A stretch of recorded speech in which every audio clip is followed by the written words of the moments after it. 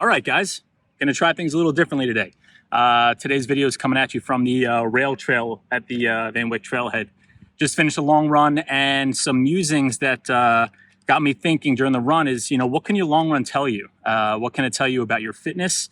Are you fit? Are you trained? Are you undertrained? Are you overtrained? And are your muscles appropriately trained? Do they have the endurance to handle your long runs? So those are two things that kind of got me thinking, just listening to what my body was telling me finishing this long run today. And I could tell you right off the bat, I tried to push the needle a little bit, and towards the end, my last couple miles were definitely much slower than my first few, and my heart rate was much higher.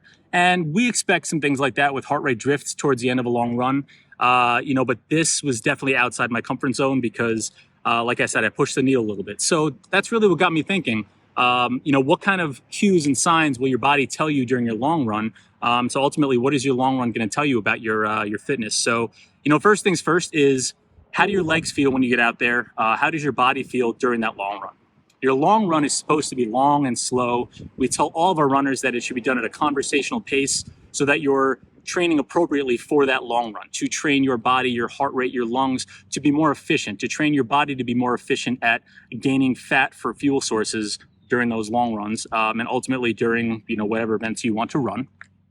And so if you get out there and you're a little sore, you're supposed to be a little sore by the end of the week, just cumulative stress from the training week leading up to that long run. But if your body is excessively sore, your legs are just feeling heavy and tired from the get-go, if your feet are hurting, your first couple miles, one or two things is going on there. You're a little overtrained, and I think you're a little bit kind of your target should kind of shift as you go through that run. So if your feet are bothering you, your body's really hurting you the first couple miles, slow it down in the beginning.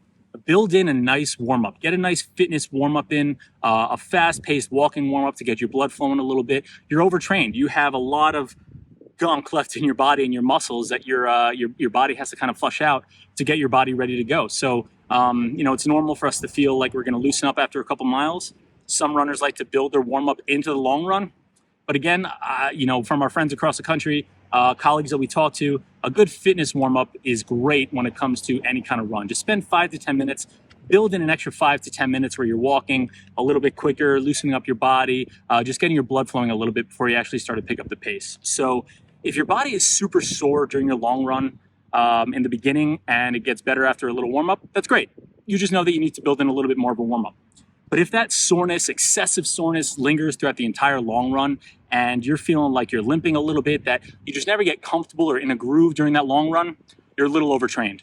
So maybe you need to pack the paces down a little bit, build in some walking intervals into that long run, or maybe look at the drawing board a little bit and see, sorry, the bugs are coming at me now. Get back to the drawing board and see how you can structure your workouts throughout the week leading up to your long run so that you can be efficient and effective that long run. So that's the first thing. The second thing is, what are your muscles telling you towards the end of the long run? Now, I know for me, the beginning of the season, I always slack on my own strength training. Yes, guilty as charged. But towards the end of my long runs, I always feel it in the front of my hips, my hip flexor area, even on the outside of my hips in that glute medius area. Those are usually where I start to feel it in my long runs. Knock on wood, my knees have been okay. But I really start to feel it as I start to get into my longer intervals and longer runs when my body's fatigued. And I'm really pushing my threshold there of what my fitness is so that I can build on that fitness. But, my legs are continuously pulling through and through and through. My hip flexors and my glutes are responsible for bringing my hip forward and then stabilizing it as my foot hits the ground. Well, I can tell that cumulative fatigue adds up towards my long runs because the last few miles in the beginning of the season always get me right in the front of that hip there. So what my long runs tell me is that I need to spend a little bit more time strength training those particular areas to make myself a little bit more bulletproof, right? So I really hesitate using that phrase, but to really make sure that the capacity in my muscles is up for the task. I want to make sure my capacity meets my demand because, like we talk about, when demand exceeds capacity, that's when your risk of injury goes up or you just get injured in general. So those are just two little thoughts I had during my long run today. What can your long run tell you? Are you fit for it? Do you need to build in a little bit more of a warm-up?